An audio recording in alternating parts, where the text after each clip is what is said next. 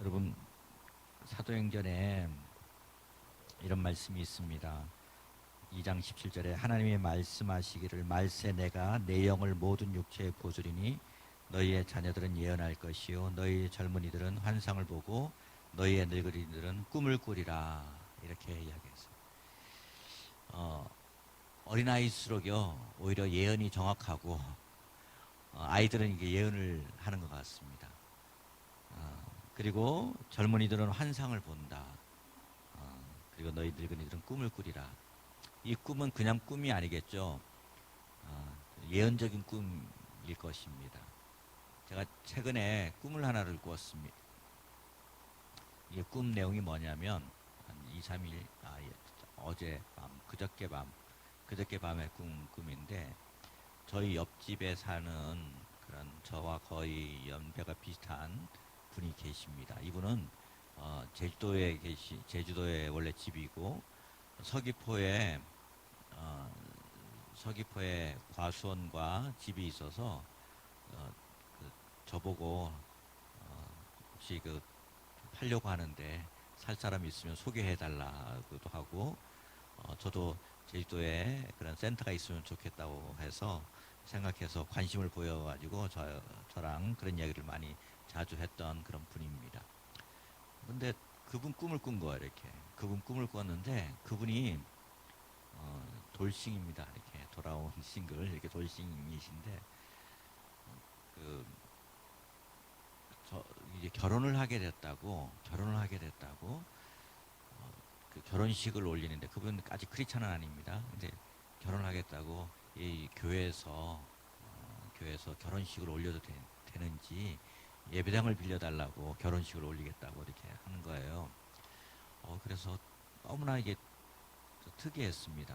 저는 지금 예언이나 환상을 보는 게 아니라 요즘은 누우면 이렇게 잠을 자고 특별할 때 꿈만 꾸고 그냥 그 스트레이트 잠을 자는데, 특별한 꿈은 이제 꿀 때가 이렇게 있습니다. 그래서 너무나 이게 생생하게 꿈을 꿔서 아침에 일어나서 그분께 전화를 드렸습니다. 혹시 좋은 소식 있으세요? 이렇게 결혼할 좋은 소식 있으세요? 없다고 그래요. 그래서 내가 이런 꿈을 꿨는데 혹시 이런 일은 없냐고. 자, 그런 일이 있었으면 좋겠다는 거, 이렇게 그런 일이 있었으면 좋겠는데 없다고.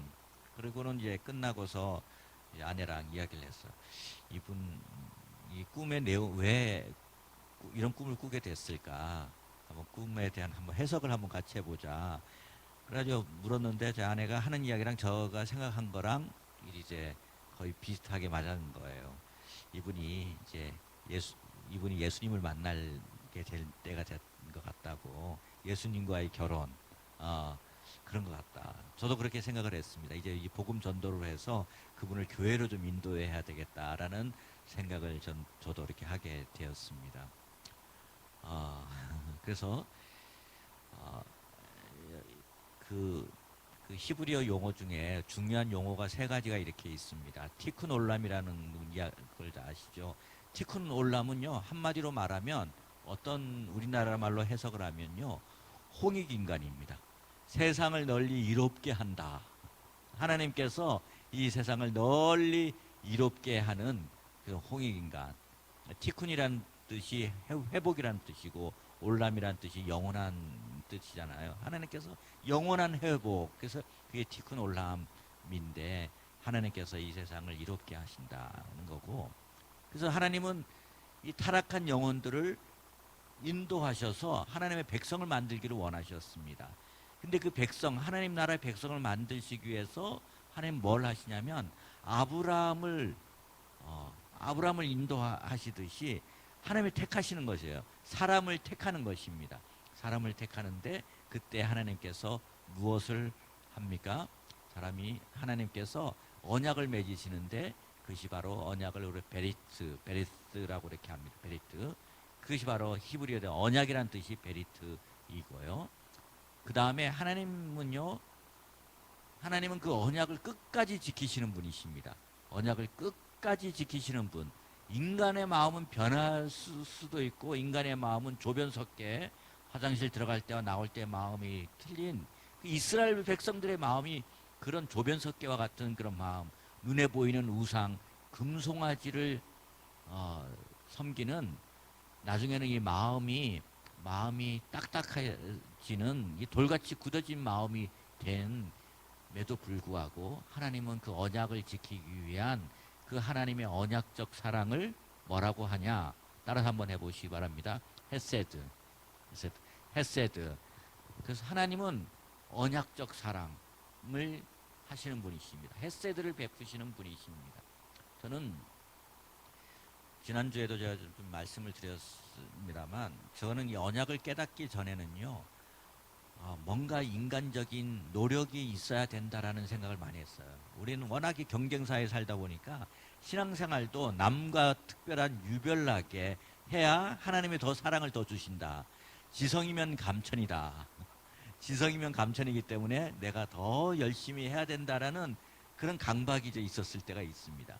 그런데 저는 이 하나님의 언약적 사랑, 헤세드의 사랑을 깨닫고 나서는 정말 그 안에서 자유하게 됐고요. 행복을 누리게 됐고 은혜를 누리게 되었고 하나님은 그 헤세드의 하나님이시기에 나의 연약함에도 불구하고 하나님은 끝까지 나를 놓지 않으 하시는 그 하나님, 내가 좀 잘못했다고 해가지고 나를 그냥 끊어버리지 않은 그 하나님의 언약적 사랑을 깨닫고 나서는요 굉장히 담대해졌습니다. 진짜 그 언약적 사랑을 깨닫고 나서 용기가 거기에서 생기게 되고 여러분 인간적인 배짱이 아닌 하나님이 주신 그런 용기와 믿음과 배짱이 생기게 되었고 담대함이 거기서 이렇게 생기더라고요. 이렇게. 그래서 여러분 요즘 우리나라도 이렇게 살면 이 코로나 전국에서 이 코비드 19의 그 상황 속에서 사업도 그렇고 삶이 불투명하고 또 우리의 사역의 길도 불투명하고 이러 할지라도 우리가 잊지 말아야 될 것은 그 하나님의 그 헤세드의 그 언약적 사랑을 잊지 않는 우리 한 분 한 분 되시기를 축복합니다. 예. 그래서 저는 그 헤세드의 사랑을 중심으로 오늘도 여러분과 함께 좀 나누고자 이렇게 합니다. 자, 여러분 책을 한번 이렇게 보시면 자, 오늘 여러분과 함께 나눌 부분이 어떤 부분이냐면요. 자, 우리가 지난주에 아브라함의 언약, 족장들의 언약, 아브라함과 언약을 맺고 이삭과 언약을 맺고 야곱과 언약을 맺은 그런 족장들과의 언약을 맺은 것을 다뤘습니다. 그것은 하나님과의 1대1의 관계의 언약입니다. 그렇다면 이 시내산 언약, 오늘 35쪽에 이렇게 보시면 35쪽 제일 후반부에 보면 출애굽기 19장 5절과 6절에 있는 말씀을 한번 좀 보도록 하겠습니다. 자, 19장 5절 6절 한번 보시면요. 한번 같이 한번 읽어보도록 하겠습니다. 세계가 다 내게 속하였나니 너희가 내 말을 잘 듣고 내 언약을 지키면 너희는 모든 민족 중에서 내 소유가 되겠고 너희가 내게 대하여 제사장 나라가 되며 거룩한 백성이 되리라. 너는 이 말을 이스라엘 자손에게 전할지니. 이제 19장과 20도 4장 그 뒤편에 가면 24장에 가면 이제 언약식을 체결하는 장면이 나옵니다. 이제는 1대1의 언약이 아니라 하나님과 한 민족과 맺는 1대 다수가 맺는 언약입니다. 그래서 이 시내산 언약은 너무나 중요하고요. 결국 이 언약 중에서 시내산과 다윗과 맺은 다윗 언약, 곧 시온산 언약, 이 두 가지가 결국 지금 이스라엘을 지탱하고 있는 언약입니다. 자 19장 5절과 6절을 이렇게 보시면, 자, 너희가 이제 내 언약을 지키면 너희는 모든 민족 중에서 내 소유, 이 소유가 히브리어로 세굴라, 세굴라라고 하는데 이 뜻이 뭐냐면 보물입니다. 보물. 그래서 이 소유라는 것은요 어떤 뜻이냐면 우리 윤현 전사님 우리 은성이를 키우면서 얼마나 행복을 느끼고 있어요. 그 찬양의 고백이 오늘도 이렇게 그 행복이라는 그 찬양이 있는데 눈에 넣어도 아프지 않는 존재. 정말 너무나 귀하고 사랑스럽기 때문에 눈에 넣어도 아프지 않는 그런 존재. 어, 만약에 은성이가 응가를 했어요. 응가를 했는데 응가를 보도 어, 그냥 왜 이렇게 이쁜 응가 쌌어 하고, 여러분 똥이 이쁘면 얼마나 이뻐 이렇게. 그런데도 그 모든 게 다 이쁜 거야. 그게 바로 이게 세굴라. 하나님께서 이스라엘을 보시는 그 소유가 뭐냐면 보물과 같은 모든 것이 다 이쁜 언약을 지키면 그렇게 이쁘다는 거예요. 세굴라 같은 존재다라고 말씀하는 겁니다. 언약을 맺을 때, 내 언약을 지킬 때, 내 안에 있을 때, 내 안에 있을 때 그런 존재라는 거예요. 내 소유가 되겠고 너희가 내게 대하여 제사장 나라가 되며. 제사장, 이 제사장 나라는, 제사장은 어떤 것입니까? 하나님과 인간 사이의 중간에 서서 백성의 죄를 위해서 이렇게 중보하고 하는 그런 제사장.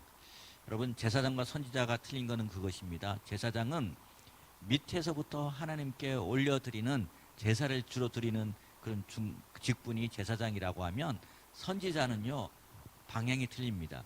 위에서부터 밑으로 내려꽂는 존재입니다.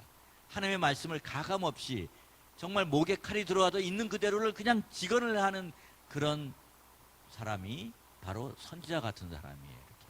그래서 이 사역자들 중에서도 보면 정말 목회자, 이게 중보의 마음이 있고 긍휼의 마음이 있는 그런 분들은 목사를 해야 되고요. 그냥 직언을 할 수 하고 누가 뭐라고 하더라도 아랑곳 없이 그냥 있는 그대로를 말하는 사람은 선지자 같은, 예언자 같은 사람을 해야 되는 겁니다. 이렇게. 자, 그런데 자, 제사장 나라, 이스라엘 제사장 나라, 제사장들의 왕국, 바로 맘레케트 코하님이라고 해서 이 제사장 나라. 왜 제사장 나라를 삼겠다는 것입니까? 이 이스라엘을 통해서 열방과 하나님 사이에서, 열방을 대표해서 정말 하나님 앞에 제사를 드리는 그런 중간자의 역할을 삼겠다. 이스라엘 그렇게 삼겠다라고 하였습니다. 근데 그 사명을 잘 못한 것이 참 아쉬운 거죠.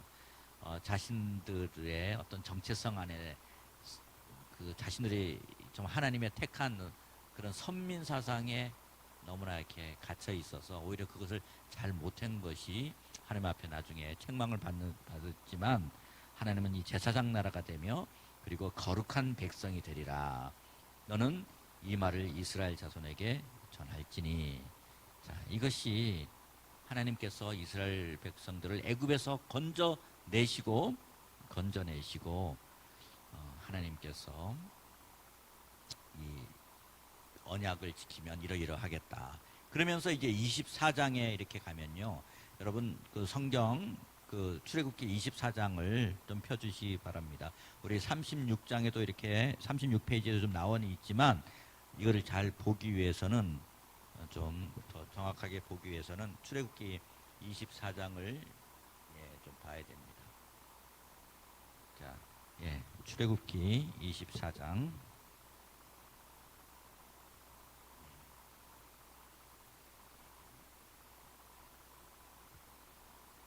출애굽기 24장을 보면요, 4절부터 한번 좀 보도록 하겠습니다.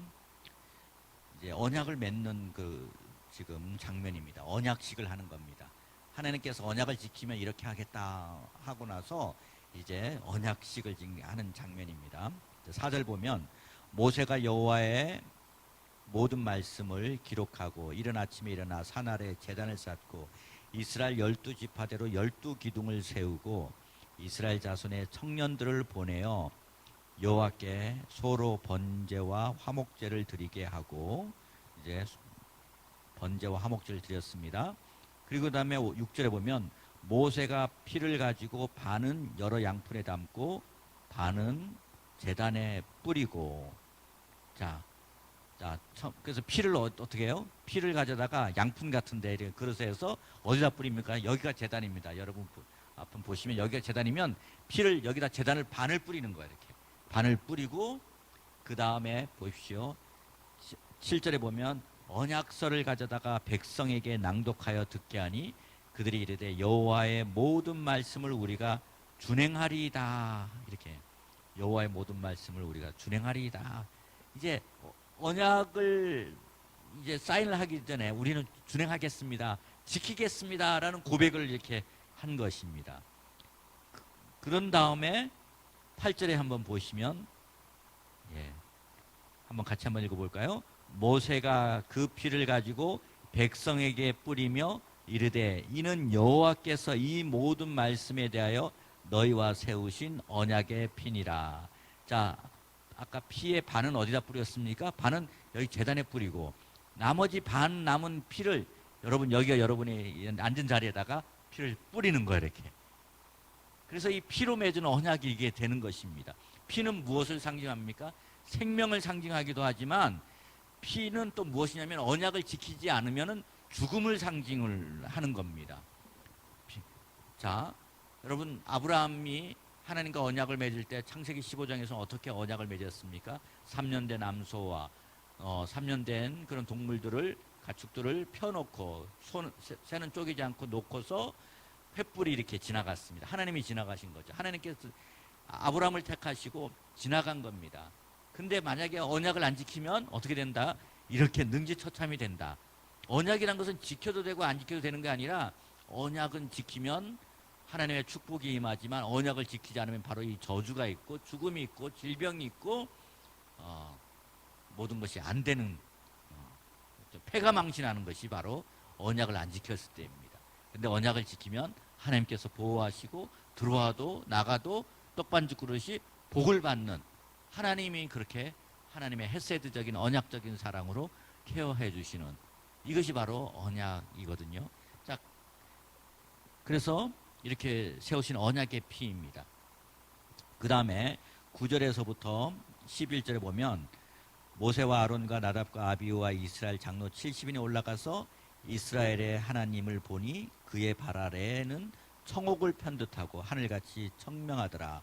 11절 여기까지 읽겠습니다. 하나님이 이스라엘 자손들의 존귀한 자들에게 손을 대지 아니하셨고 그들은 하나님을 뵙고 먹고 마셨더라. 여러분, 여기서 중요한 것이 있습니다. 뵙고 먹고 마셨더라. 뵙고 먹고 마셨더라. 이거 왜 중요하냐? 언약을 맺고 난 후에는 뭐가 되냐면 파티가 열리는 겁니다. 언약이라 파티가. 저는 이걸 어디서 많이 보냐면요, 여러분, 외국에 대통령이 왔습니다. 대통령이 오거나 귀빈이 오면 청와대에서 이렇게 회담을 합니다. 그리고는 어떤 양의 각서, 무슨 각서를 해요. 그리고는 이 도장 같은 거 이렇게 넓적한 타원형이 된 도장으로 이렇게 찍고 그다음에 사인을 합니다. 그리고 사인을 해가지고 이제 계약이 이제 성사가 된 거예요. 약속이, 테스터먼트, 이게 협정이 완료가 된 겁니다. 그런 다음에 그 저녁에 뭐 어떻게 합니까? 그 외국 귀빈들에게 나비 넥타이를 메고 이게 그 파티를 열고서 연애와 만찬을 하는, 이것이 저는 이게 성경적이고 성경에서 온 거라고 저는 믿습니다.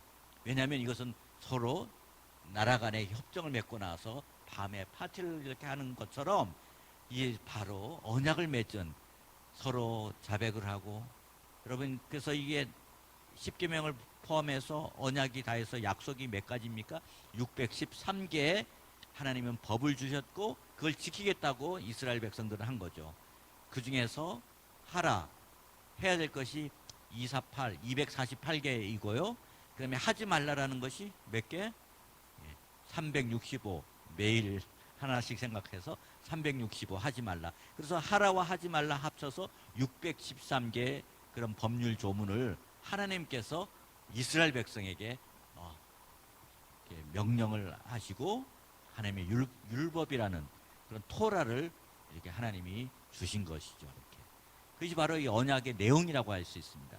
그래서 여기서 이렇게 보면 언약서를 가져다가 백성에게 낭독한 것은 바로 이러한 내용들을 낭독을 이렇게 하게 된 것입니다. 자, 그러면요, 여러분 37페이지에 이렇게 보시면, 37페이지에 보시면 나번 문제가 한 번 나와 있습니다. 이 나번 문제를 한번 제가 읽어보도록 하겠습니다.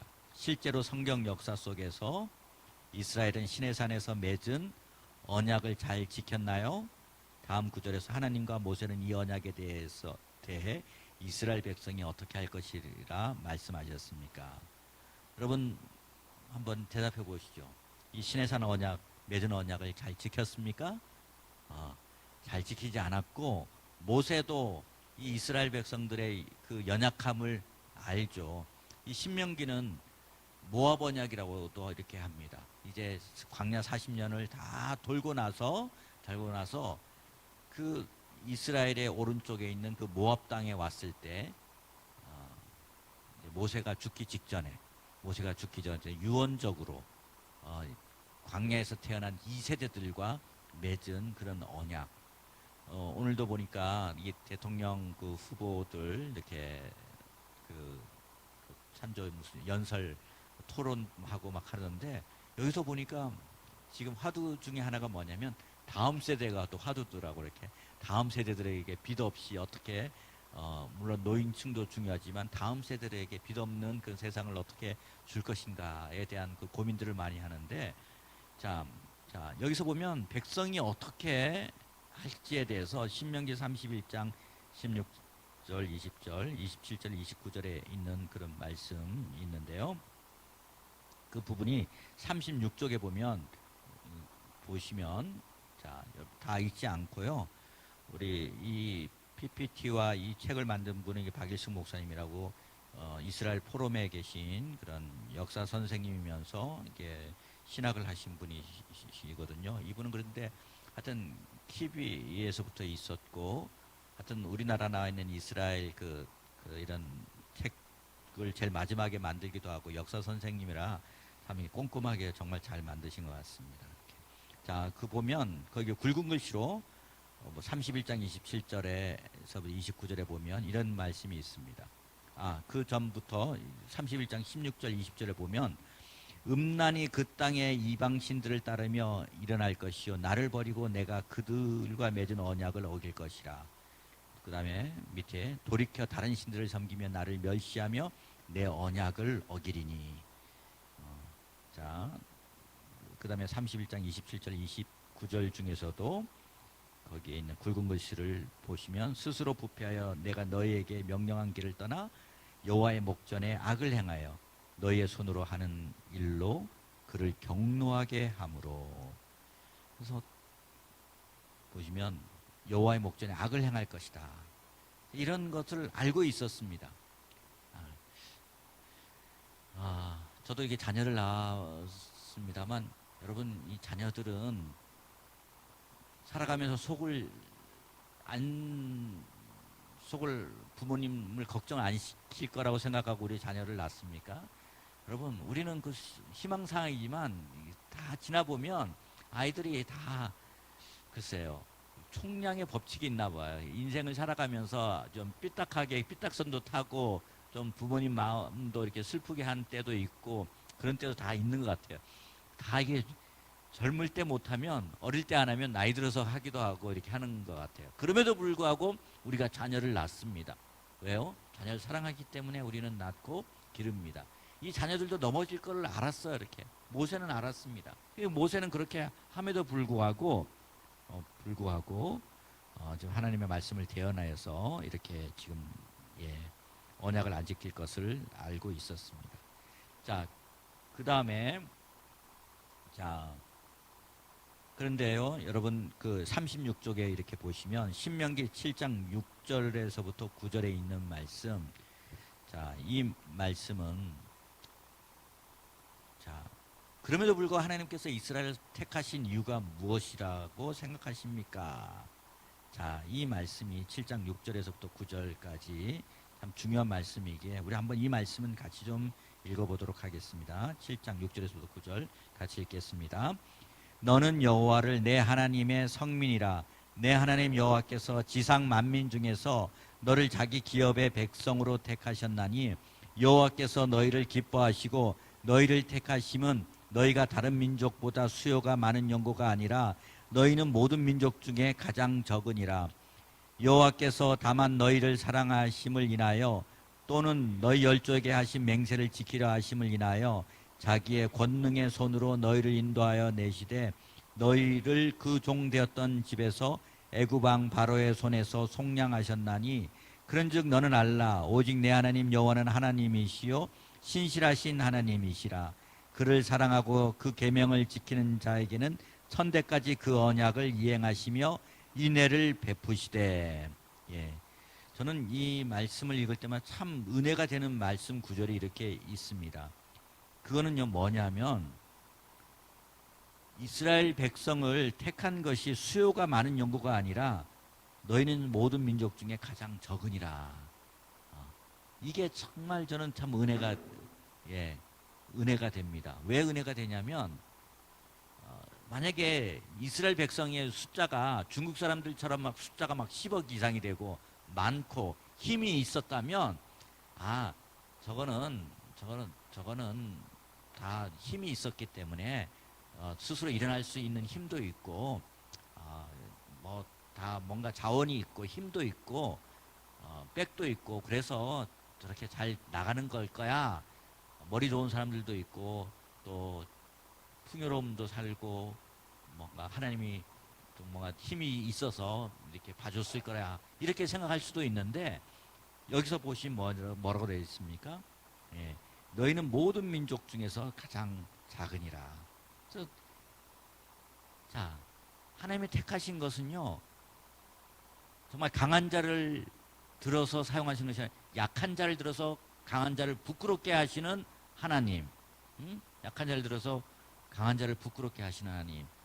저는 이 새벽에 기도할 때 이런 기도를 합니다. 하나님, 약한 자를 들어서 정말 하나님의 하나님 되심을 드러내 보일 수 있게 해 주십시오.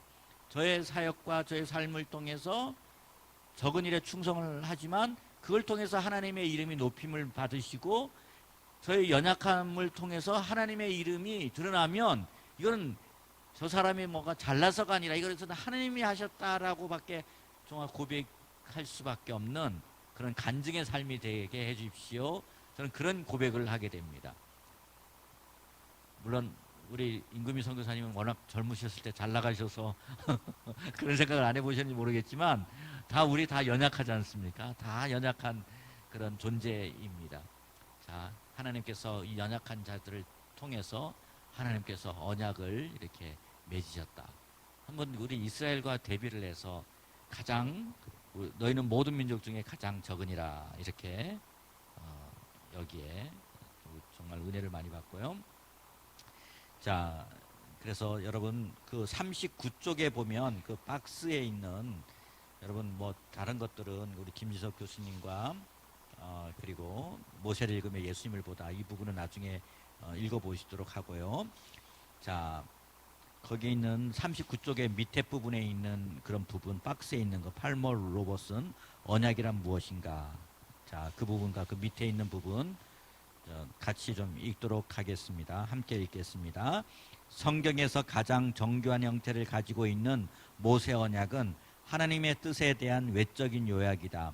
하나님은 자신의 성품을 잘 반영한 자신의 뜻을 법적으로 요약한 것을 백성에게 전해주셨다. 하나님이 계시 발전에 있어 이 새로운 단계의 독특성을 반드시 인정해야 한다. 그전에는 하나님의 이처럼 분명한 말씀으로 사람들이 본받아야 할 삶의 패턴을 확실하게 말씀하신 적이 없으셨다. 신의 산에서 하나님의 형상대로 지음을 받은 사람을 향한 하나님의 뜻이 다시금 분명하게 되었다. 그것이 어디냐? 모세 언약이고 하나님의 율법이라는 것입니다. 하나님의 분명하신 뜻을 바로 이 법을 통해서 이 토라를 통해서 하나님은 자신의 뜻을 법적으로 요약한 것을 백성에게 보여주셨다라는 것입니다. 우리 탐 크레이그의 경배대로에 나온 부분을 한번 같이 읽어보도록 하겠습니다. 모세 언약은 하나님의 왕국이 운영됨에 있어 하나님의 통치에 순종하는 법을 배울 수 있도록 그분의 백성들 안에 의를 세우는 것을 목적으로 한다. 하나님의 왕국은 의로 보존되기 때문이다. 나중 하나님의 구속 계획 안에서 새 언약으로 대체하게 되는 이 율법은 하나님의 백성을 메시아, 즉 우리로 하여금 의로 갈 수 있는 길을 제시하는 구원자에게 인도하는 초등교사의 역할을 한다. 자, 그래서 여기서 중요한 부분은요. 자, 첫 부분에 하나님의 통치에 순종하는 법을 배울 수 있도록 그 의를 세우는 것을 목적으로 하고요. 하나님의 왕국은 무엇으로 보존되냐? 바로 의로 보존되기 때문이다. 이 부분이 정말 중요하고, 그러면 율법은 왜 주셨는가? 자, 그 다음 페이지 40쪽에 41쪽에 제가 헤드 타이틀만 읽도록 하겠습니다. 하나님께서 왜 율법을 허락하셨는가? 율법의 기능이 무엇인가? 이것에 대해서 여섯 가지의 첫 번째는 개인 교사로서의 율법. 메시아가 오시기까지 그들의 죄와 불신의 결과와 위험으로부터 지키기 위해서 개인 교사로서의 율법을 허락하셨고요. 그 다음에 두 번째는 그림자로서의 율법.